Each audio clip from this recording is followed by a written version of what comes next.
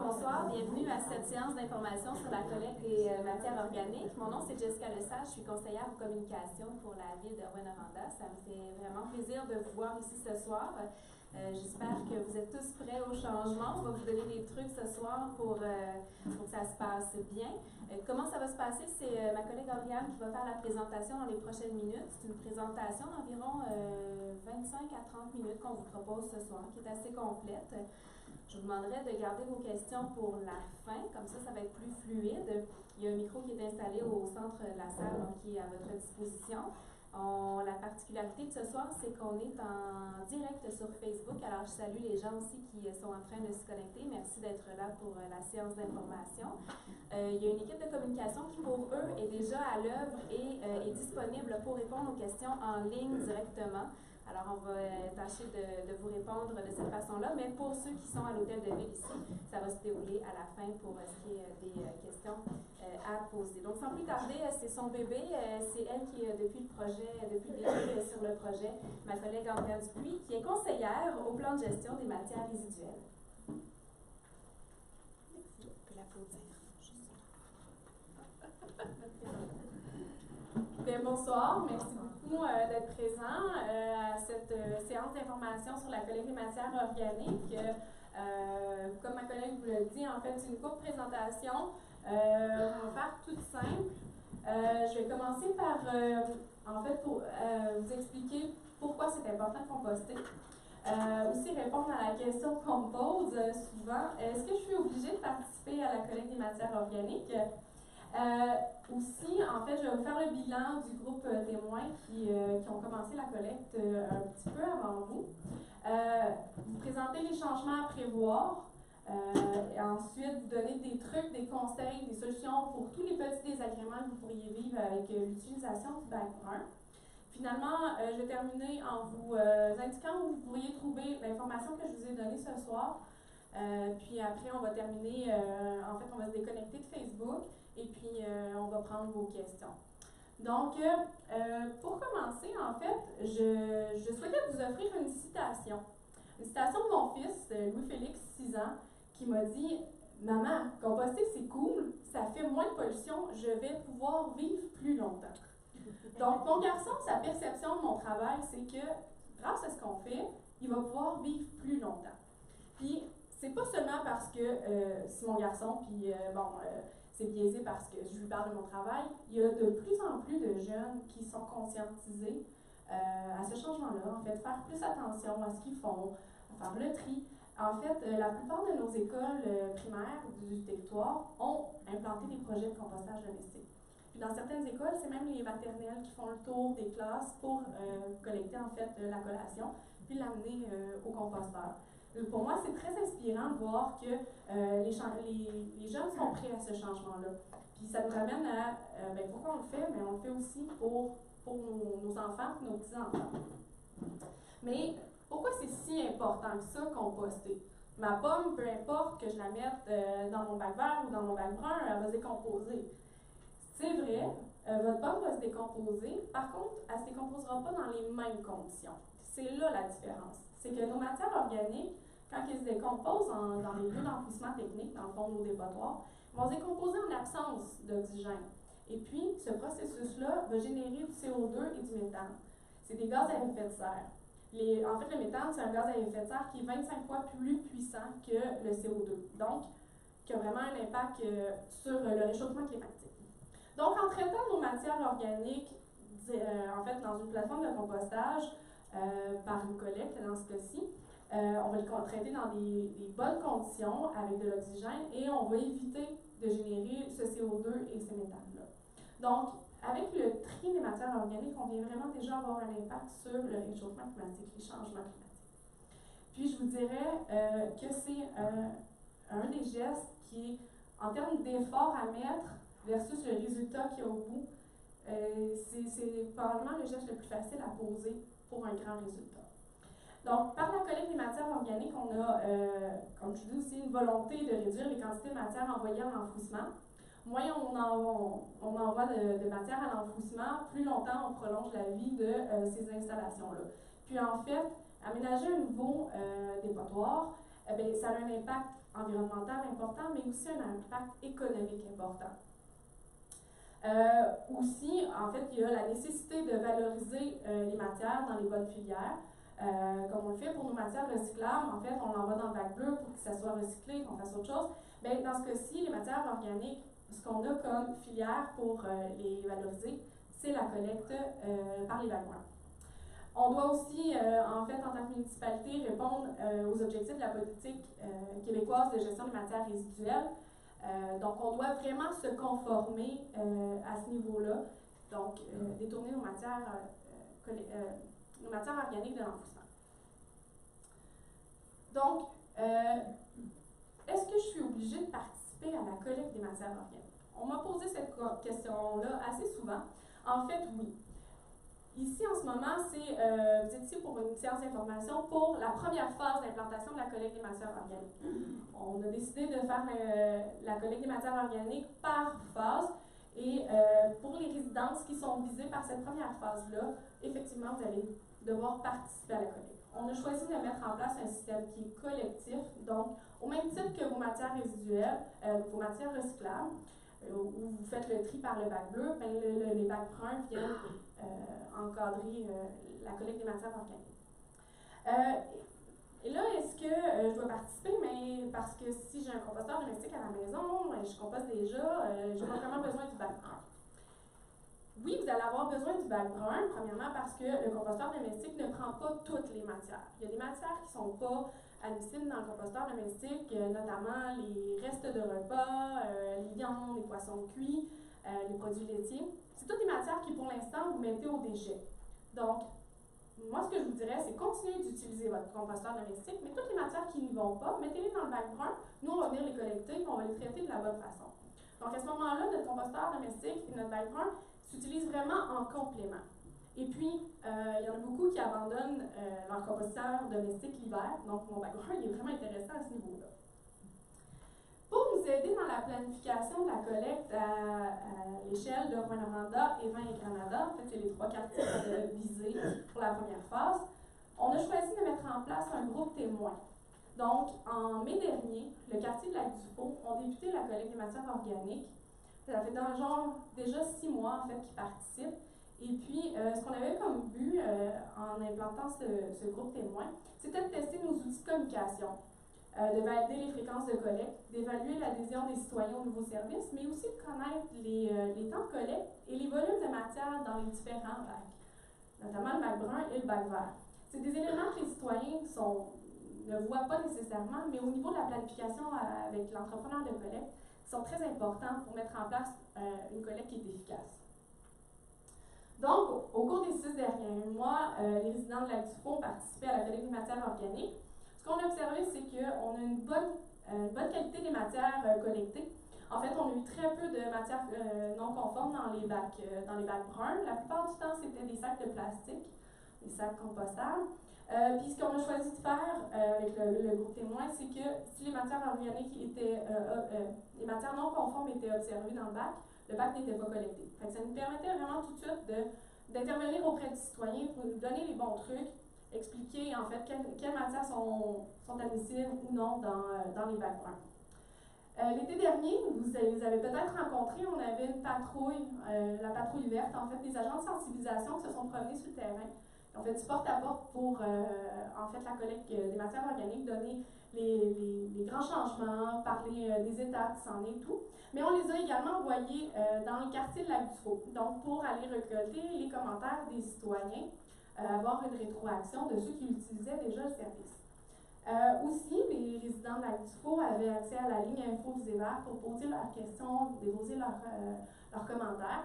En fait, au même titre que vous avez accès à cette ligne-là pour toute question en lien avec la gestion des matières résiduelles.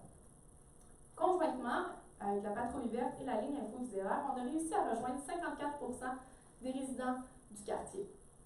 Ce qui est ressorti des communications avec le quartier, c'est en fait, on a eu à peu près une trentaine d'appels pour de l'information, les matières admissibles, des trucs pour éviter certains désagréments. Et puis, la plupart du temps, les citoyens étaient vraiment satisfaits des trucs qu'on leur a donnés. Aussi, on a observé que 10% des gens rejoints souhaitaient une collecte de déchets à toutes les 2 semaines et seulement 2% des gens rejoints souhaitaient une collecte de compost à toutes les semaines.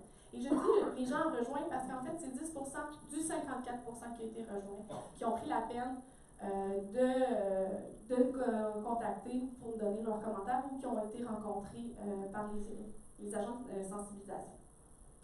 Donc, les conclusions qu'on peut tirer des premiers mois de collecte dans le quartier de Lac-du-Faux, c'est que les informations qui sont données semblent être simples, claires, facilement comprises, parce qu'on a eu vraiment une bonne qualité de matière.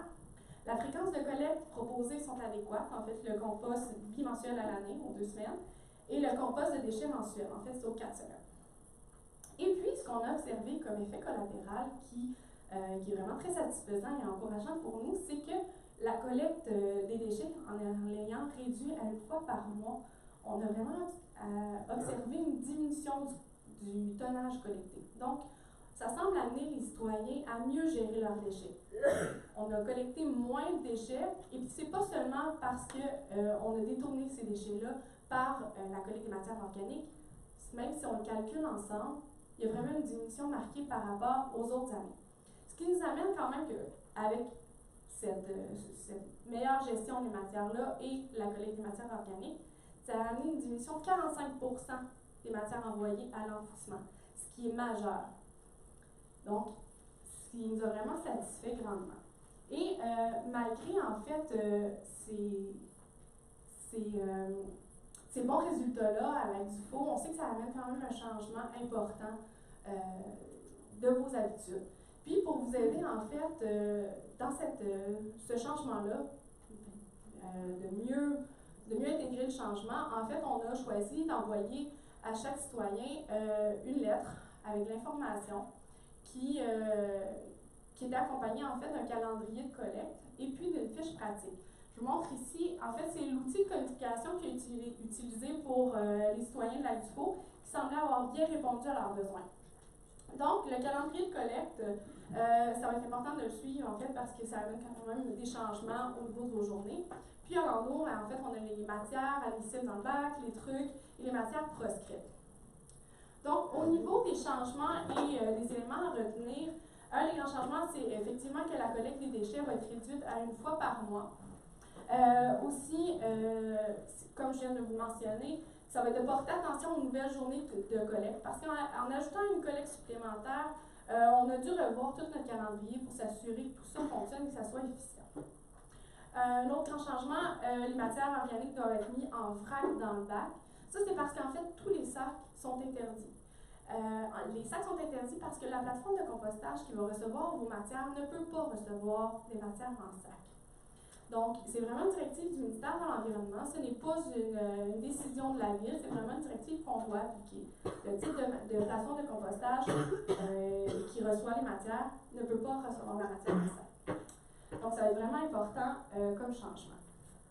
Pour les matières admissibles, en fait, ça se résume assez facilement. Est-ce que c'est quelque chose qui se mange ou ça fait partie de quelque chose qui se mange? Donc, vos carottes ou vos fans de carottes, à l'exception de la viande, des poissons et des crustacés crus. Donc, si c'est cuit, vous pouvez mettre dans le bac brun. Si c'est cru, vous ne pouvez pas. Est-ce que c'est un papier ou un carton souillé, par exemple des mouchoirs, une boîte de pizza, des essuie-tout? Tout ça, ça va aller dans le bac brun.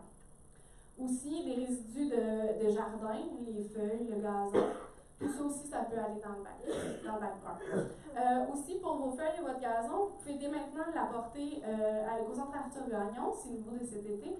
Donc, on a des conteneurs bruns qui sont là pour recueillir vos matières, vos résidus de jardin. Donc, feuilles et gazon, vous les apportez gratuitement à l'éco-centre. Donc, je vous ai mis un peu, en fait, le schéma de ce qui se retrouve sur votre feuille. Donc, on a différents aliments qui peuvent se retrouver dans les bacs bruns, autant les aliments périmés, les produits céréaliers, les produits laitiers, les desserts, les restants de repas, viande, poisson, crustacés cuits. Aussi, comme je vous dis, les résidus de jardin, mais aussi d'autres matières comme bon, le papier carton souillé, mais les cendres refroidies aussi sont acceptées dans le bac brun. Et puis, cheveux, ongles, poils d'animaux, tout ça aussi, ça peut être mis dans le bac brun. Vos cendres, ce qui est important, c'est de s'assurer qu'ils soient bien refroidis et que ce soit des cendres de bois uniquement. Donc, si c'est du bois qui était traité ou ça vous tente de faire un bon feu de mélamine, mettez pas ça dans votre bac brun. Donc, c'est la seule particularité ici. Pour ce qui est des matières proscrites, je vous le rappelle encore et toujours, tous les sacs qui soient compostables, oxo-biodégradables, ils sont interdits dans le bac brun. Fait vraiment de porter attention à ça. Tout ce qui est aussi plastique qui est dit compostable, il y a des ustensiles, des gobelets. À ce moment-là, si c'est du plastique qui est compostable, ça ne va pas non plus dans le bac brun. Viande, poisson, crustacés crus, comme je l'ai mentionné, ça ne va pas dans le bac brun. Excréments litières d'animaux non plus. Produits d'hygiène, les serviettes sanitaires, les couches, le tampon, tout ça ne va pas dans le bac brun. Sac et contenu d'aspirateur, ainsi que la charpie de sécheuse. La plupart de nos vêtements sont faits en fibres synthétiques, donc ultimement, la charpie de sécheuse, c'est pratiquement que du plastique. J'ai ajouté aussi matériaux de construction. En fait, c'est qu'il y a d'autres filières pour recevoir ces matières-là. C'est vraiment pas l'endroit, le bac brun. À ce moment-là, ça va être plus l'éco-centre. Les matières recyclables, en fait, vont dans votre bac bleu. Pour ce qui est du papier carton souillé, vous pouvez le mettre dans le brun, mais s'il est propre, on vous recommande vraiment de le mettre dans le bac bleu, il va être mieux valorisé. Ça m'amène à vous donner aussi des trucs, conseils et solutions qui se retrouvent aussi sur l'endos de du guide que vous avez reçu. Donc, si je commence par les odeurs, c'est peut-être pas un élément que vous allez vivre tout de suite au début de la collecte, vu qu'on commence en janvier. Mais pour l'été prochain, c'est des trucs qui peuvent vraiment vous aider. Donc, pour les odeurs, pour réduire, emballer les résidus alimentaires dans des papiers de papier journal pour limiter les odeurs. Vous nettoyez le bac de cuisine et le bac brun de façon périodique. Ça vient vraiment aider. Congeler les restes de poissons, fruits de mer et viande cuits en attendant la prochaine collecte. Puis vous pouvez faire la même chose en fait avec les viandes, les crustacés, poissons crus. Mais à ce moment-là, il faut les mettre dans le bac vert. Aussi, si vous souhaitez les mettre dans le bac brun, vous pouvez simplement les faire cuire, faire un fond de poisson ou un bouillon de bœuf. Ensuite, vous pouvez mettre ça dans le bac brun. Placer le bac brun en bordure de rue à chaque collecte, même s'il contient peu de matière. En été, vraiment, de faire collecter les matières, ça va réduire beaucoup les odeurs. Pour ce qui est des mouches à fruits, on utilise la technique de la lasagne, donc en alternant les couches de matière sec et humide. Donc, résidus alimentaires, feuilles, papier carton souillé, vous alternez comme ça vient bloquer en fait l'accès aux petites mouches puis les odeurs également. Pour les petits animaux, appliquer de l'onguent contre la toux, de l'onguent mentholé en fait, autour des trappes d'aération. On a des trappes en haut, on en a sur le côté et dans le bas. Si vous mettez de l'onguent mentholé, c'est une odeur qui vient en fait masquer l'odeur des aliments, mais qui est aussi répulsif pour les petits animaux. Puis en fait, on n'a pas eu de commentaires de la part des citoyens de Lac-du-Faux quant à des visites de petits animaux ou d'ours, ce qui est quand même des fois observé dans ce quartier-là. Donc, les vers blancs, les verres blancs, ça c'est vraiment souvent un élément qu'on déteste. Mais en fait, les verres blancs, c'est des mouches qui vont aller pondre sur les résidus de viande, poisson. Donc, vous pouvez emballer ces résidus alimentaires-là dans du papier journal. Vous pouvez vous concentrer seulement sur viande et poisson pour les éliminer. Si jamais il y en a qui apparaissent, vous avez simplement à vaporiser du vinaigre sur les verres ou à saupoudrer du sel ou du carbonate de soude aussi dessus. Ça les fait mourir, ça les élimine instantanément. Pour l'entretien général, on vous recommande vraiment de rincer périodiquement le bac brun avec de l'eau du détergent doux, idéalement biodégradable. On arrive à l'hiver, ce qui est probablement le premier truc que vous allez utiliser. Pour éviter que les matières gèlent dans le bac, vous pouvez utiliser en fait du papier ou du carton, en mettre dans le fond de votre bac. Simplement défaire une boîte de céréales, puis la déposer dans le fond du bac. Ça vient absorber les liquides, ça évite que ça gèle dans le bac, en fait que ça colle aux parois. Évitez de mettre des liquides dans le bac, c'est certain. Et puis pour l'été, placez le bac à l'ombre ou placez le bac en bordure de rue à chaque collecte. Ça vient vous assurer de faire collecter vos matières et vous allez éviter les désagréments. Moi, ça fait quand même le tour des trucs que je souhaitais vous donner. En fait, c'est tout ce qui se retrouve sur votre fiche que vous avez reçue. Également, je vois que certaines personnes ont un petit guide de gestion des matières résiduelles. L'information se retrouve aussi là-dedans.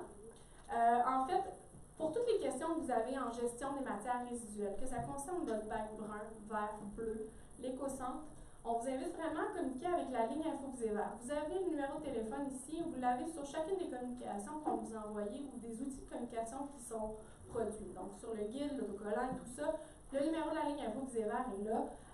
Appelez-nous. En fait, c'est une vraie personne qui répond, puis notre délai de réponse est assez rapide.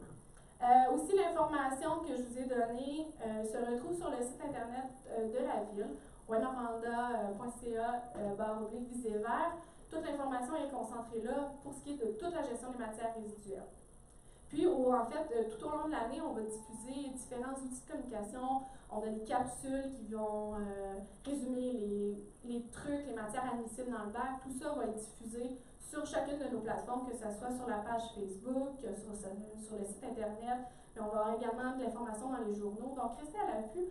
Tout au long de l'année, on va diffuser des informations vraiment pour accompagner le citoyen. C'est ce qu'on cherche vraiment à faire, vous accompagner le mieux possible dans ce changement-là.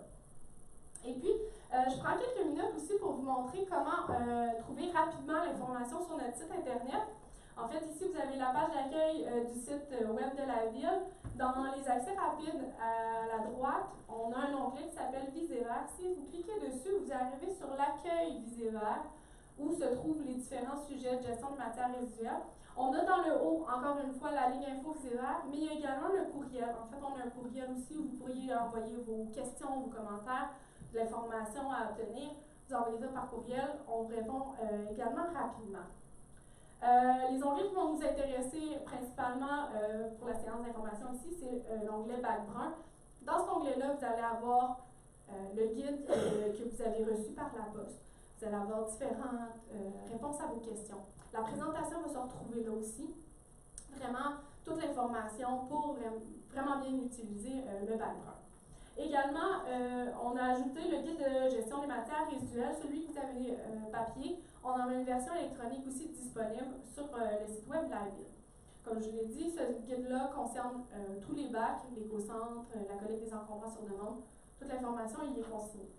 Et puis, le dernier onglet qui nous intéresse principalement, c'est la carte interactive des services municipaux. Ce qui est intéressant avec cette carte-là, c'est que, en fait, c'est une carte qui va vous donner de l'information géolocalisée. Donc, sur la carte, dans le haut, on a une barre de recherche. Vous avez simplement à inscrire votre adresse et puis, ça va vous donner de l'information qui est vraiment ciblée pour votre résidence. Donc, les premiers qui apparaissent, c'est les prochaines dates de collecte pour les différents bacs. Pour l'instant, on a l'information pour le vert et le bleu. Éventuellement, l'information pour le brun va être ajoutée. Pour l'instant, vous n'avez que l'information si vous faites partie de la collecte ou pas. Donc, vous retrouvez les prochaines dates de collecte pour votre résidence. Puis ça va être vraiment important de de cibler cette information-là pour chacune des résidences parce que avec le calendrier qu'on a modifié, on a quand même plusieurs secteurs. En fait, on a 14 secteurs de collecte différents. Et puis, le secteur de collecte qui vous correspond n'est pas nécessairement le même que celui de rue plus loin. Donc, vraiment d'avoir l'information géolocalisée, c'est très intéressant ici. Ça vous donne aussi l'information concernant l'écocentre, les horaires de l'écocentre, où vous départir de vos piles usagées. Il y a une foule d'informations dans cette carte-là, et donc très intéressante à utiliser. Je vous invite à aller faire un petit tour. Donc, grosso modo, l'information que je vous ai donnée, c'est celle qui se trouve sur la fiche. Si vous avez des questions, je vous invite en fait à venir les poser. On va tenter d'y répondre le mieux possible. Pour ce qui est des questions qui seraient plus des cas particuliers, je vous invite en fait à communiquer avec la ligne Info Visévert. On pourra en fait discuter un peu plus longuement de vos cas particuliers. Donc, je vous remercie beaucoup. C'est une présentation qui était courte, puis c'était vraiment voulu. Puis, si vous souhaitez avoir plus d'informations, communiquez avec nous. Merci. Merci.